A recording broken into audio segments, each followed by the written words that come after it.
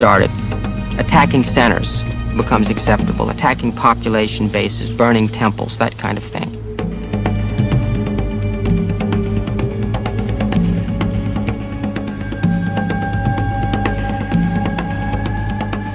The new warfare would eventually come to Karakol as well.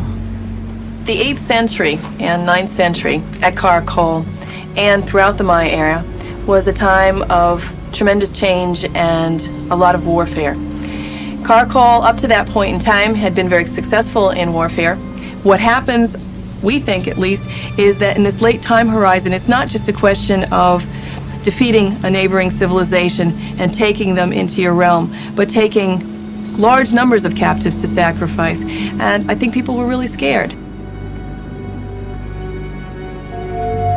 Picture yourself in a Maya city, and here you've been having warfare and you say, okay, I'm going to be captured, I'm going to be put to work, probably have to give 3 months out of the year to that foreign country over there.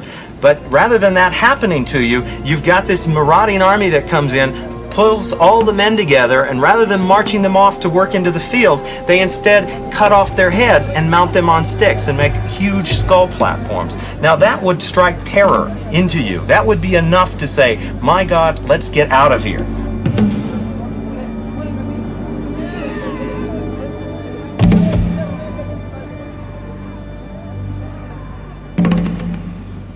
Even Dos Pilas would finally face the terror. On the hieroglyphic stairway itself lie the ruins of a hastily erected stockade. Archaeologically, this defensive wall is one of the most important and exciting features that we found here. One of the reasons why this masonry line is so neat and is placed so well is that it's made out of neatly carved blocks which were ripped off. They're the facings from the palaces around you. So they literally tore down the royal palace and built this, running it up against their hieroglyphic stairway to create this desperate defensive system. A picture of the city in its final days begins to emerge. In a frantic attempt to keep the invaders out, the citizens of Dos Pilas erect 2 defensive walls around the center of the city and move inside for protection.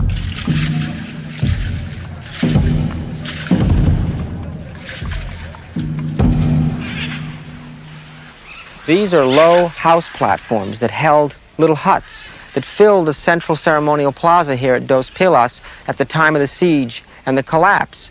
And it indicates that, again, the desperation of those final moments of this great kingdom was so great and its fall had been so complete that at this point you had the population living within the ceremonial plaza, below the towering temples, below the monuments of the strutting great kings.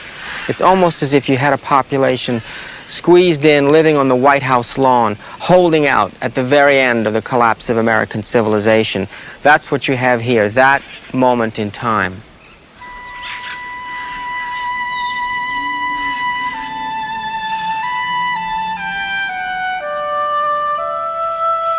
Copan, meanwhile, is struggling with problems of a different sort.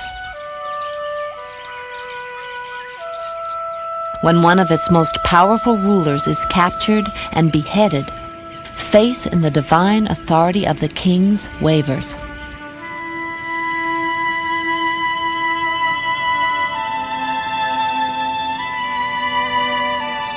At the same time, the population in the Copan Valley continues to grow.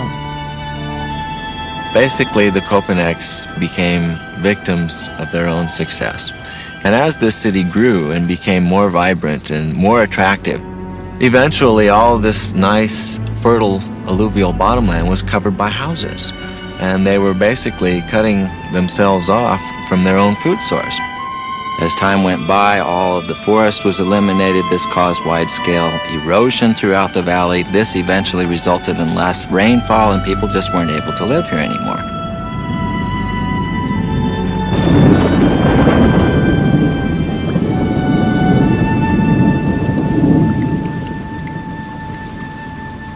It is now the middle of the 8th century. Throughout the southern Maya world, the power of the kings is waning. Disease and hunger are becoming commonplace. People begin to drift away from the cities. In Europe, the Dark Ages are halfway over. Here, in the jungle, they are just beginning. Slowly, one by one, the great southern cities are abandoned.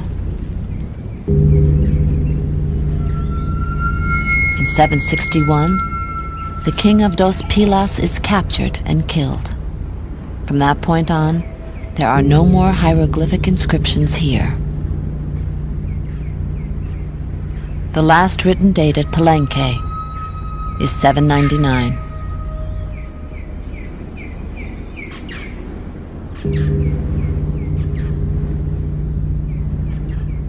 "20 years later, Copan falls silent.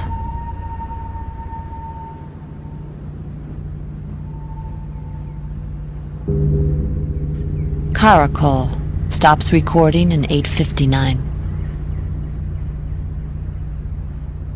The last inscription date at Tikal is written in 879.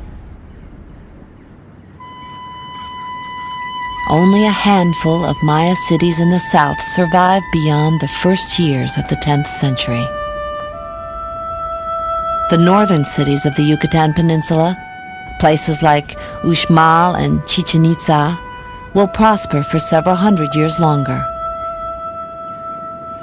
But they are no longer ruled by divine kings, and gradually, the old ways of building and writing and worshiping slip away.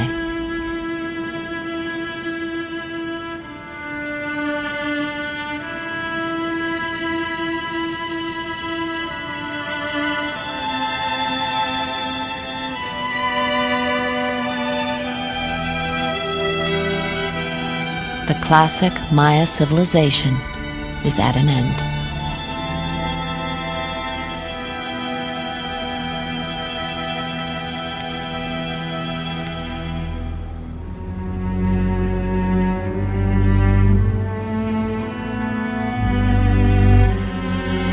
One of the things I think that strikes the public consciousness about the Maya civilization is to see this sophisticated culture with its monuments and architecture and science and writing system in the jungle, covered, destroyed, an area that's now abandoned today.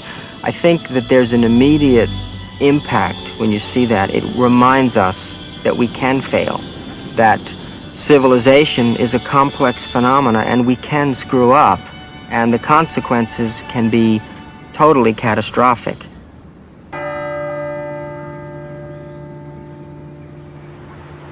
Yet, while the classic Maya civilization may have disappeared, the Maya people have not. For 3,000 years, they have survived the ambitions of their own kings and those of foreign conquerors. And once again, they are under assault.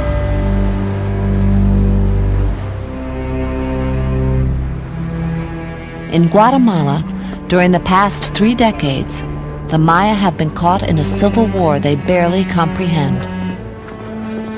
In that time, 100,000 Maya have been killed, and another 40,000 have disappeared. No one can count the number of widows and orphans. And through it all, they endure. They weave their huipiles. They farm their corn.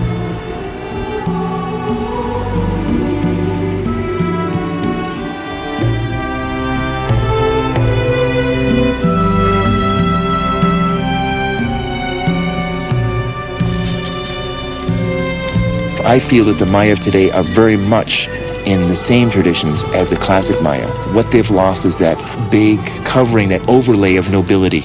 And they dropped it themselves. They basically told the kings, that's it, you're not working anymore, and they went in to continue their own lives. I don't like it when people talk about the Maya collapse, because they never collapsed.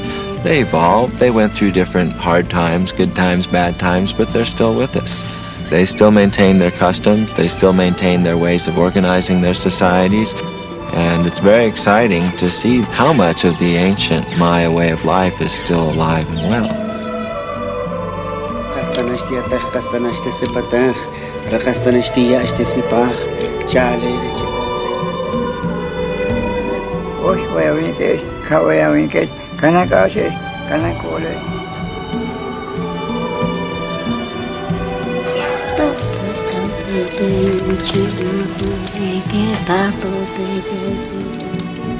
What we're digging up, what we're coming up with, it's part of our history. And the men that lived here are some of the greatest men we've ever had. And it's a fact that we're getting to know more and more and more about the life of these people, more than I ever thought was possible. I think if somebody had asked me as a graduate student whether we would know what we know today about the Maya at Copan, there's no way I would have believed them. What is happening now is the people who made these places, people like Yashpak or Bird Jaguar or Pakal, are getting back their voices. They are becoming real to us and speaking to the people of the 20th century about who built this place and why and what they felt and what they thought about the world. These are not anonymous people anymore.